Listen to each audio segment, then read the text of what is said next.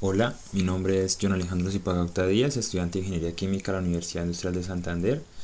Hoy les voy a hablar sobre los medidores de flujo másico y volumétrico. Antes que nada, una introducción. La medición de flujo en los procesos industriales se hace necesaria por dos razones principales. La primera, para determinar las proporciones en masa o en volumen de los fluidos introducidos en un proceso. Y segundo, para establecer la cantidad de fluido consumido por el proceso con el fin de computar costos. El fluido en tubería cerrada se define como la cantidad de flujo que pasa por una sección transversal de tubería por unidad de tiempo. Esta cantidad de fluido se puede medir en volumen o en masa. De acuerdo a esto se tiene un flujo másico o un flujo volumétrico. Los medidores volumétricos determinan el caudal en volumen del fluido, bien sea directamente o indirectamente. Cuando hablamos directamente hablamos del desplazamiento y indirectamente hablamos de presión, velocidad, fuerza, tensión. Bueno, la clasificación de flujos. Exactamente hay tres tipos. Tenemos el primero, que son los medidores térmicos, que se basan en el principio que establece que un cuerpo se calienta al pasar cerca de otro cuerpo o a mayor temperatura. El sistema consiste en una manta de calentamiento aplicada a una parte exterior de la tubería que proporciona calor constante y dos termocuplas conectadas agua arriba y aguas abajo de dicha manta. Cuando el caudal sea bajo, la transferencia de calor será más efectiva. La segunda clasificación son los medidores de movimiento angular. Se basan en el principio de conservación y momento de los fluidos. Estos constan generalmente de una turbina que se encuentra acoplada a un medidor del momento angular. En términos comunes, que el momento así medido será directamente proporcional al caudal de la masa del fluido. Y por último, pero no menos importante, tenemos los medidores por frecuencia natural de oscilación.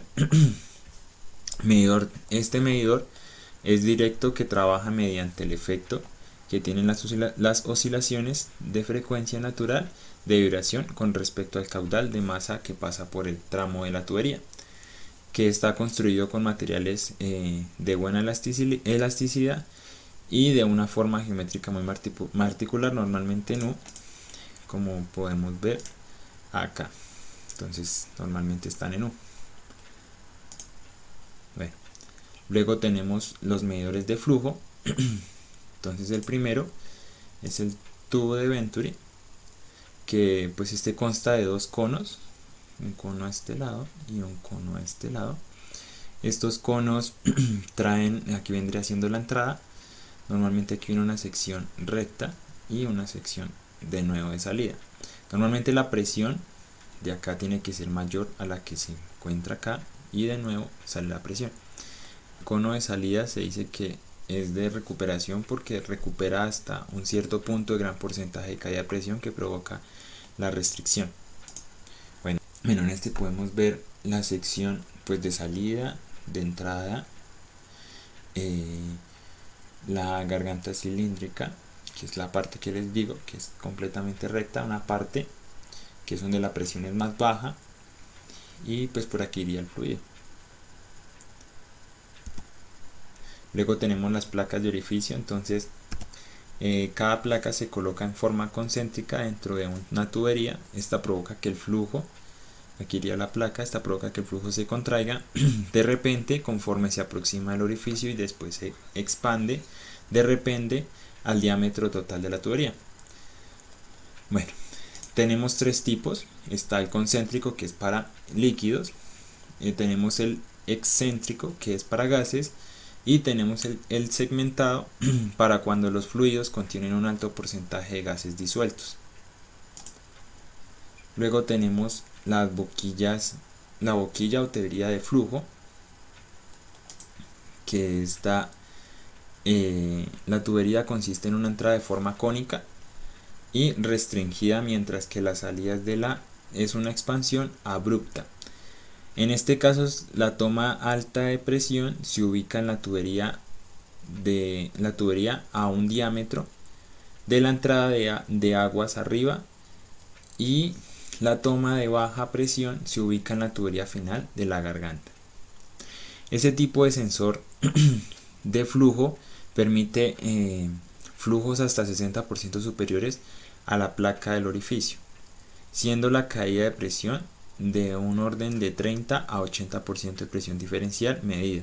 Estos instrumentos se utilizan en aplicaciones donde el fluido trae consigo sólidos en suspensión, aunque si estos son absorbidos pueden afectar la presión del instrumento. Bueno, ahora tenemos el rotámetro o flujómetro. Este consiste en un flotador cilíndrico más denso, que el fluido, colocado dentro de un tubo cónico vertical con el área menor abajo y el área mayor arriba. Al pasar por un flujo de abajo hacia arriba, levanta el flotador, con el cual la posición de este será proporcional al flujo. Tiene un costo normalmente de 165.000 pesos. Luego tenemos los medidores de gas, que se usan como transistor y sensor de temperatura, presión diferencial o bien de conducción térmica. Este tiene un costo entre 20.000 y 500.000. Luego tenemos el medidor ultrasónico, que existen principalmente dos tipos, pero pues me voy a enfocar en el efecto Doppler, que es una unidad sensora compuesta por se basa en el efecto Doppler, perdón, que la unidad sensora compuesta por uno o más transistores piezoeléctricos, tanto por la emisión como por la recepción de las ondas ultrasónicas. La unidad electrónica, la cual realiza funciones de acondicionamiento de señales, calibración por instrumento. Luego tenemos el sensor de paleta, que a medida que el tambor rota, las paletas son empujadas hacia afuera con rotores para formar cámaras selladas separadas.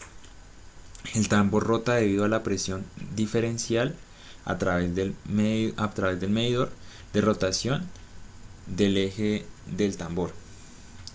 Bueno, las características es que los efectos de cambio de densidad y de viscosidad son despreciables, y la exactitud mantiene alrededor del 0.2 al 0.3%. Estos sensores requieren un mínimo de 10 diámetro de tubería de entrada y 5 de salida. El costo de ellos está entre los 23.000 y los 70.000. Luego tenemos el medidor de flujo de turbina. Este medidor consiste en un rotor con alaves semejante a una turbina, que se instala en el centro de la turbina y gira con velocidad angular, que es directamente proporcional al flujo. Bueno, tenemos aquí la turbina, cómo se acopla. Las características: la turbina está limitada por la viscosidad del fluido debido al cambio que se produce por el perfil de velocidad del líquido a través de la tubería. Cuando aumenta la viscosidad, en las paredes del fluido se mueven más lentamente que en el centro, de modo que las puntas de los alaves no pueden girar a mayor velocidad, en general para viscosidades mayores de 3 a 5 cs. Tiene un costo de 309.000 aproximadamente. Luego tenemos el medidor magnético, que pues es un líquido que eléctricamente conductor fluye en una tubería de un material no magnético entre los polos de un electroimán dispuesto perpendicularmente a la dirección del flujo. La corriente aplicada al campo magnético en un medidor magnético puede ser de corriente directa, de corriente alterna y de corriente directa pulsada. Luego pues tengo solamente una comparación tecnoeconómica de la turbina. Entonces tenemos las ventajas, que es alta exactitud, muy poca energía absorbida por el elemento y baja pérdida de presión. Fácil instalación. Desventajas: partes móviles sujetas a la corrosión y requiere calibración. Aplicado en líquidos limpios, viscosos y gases.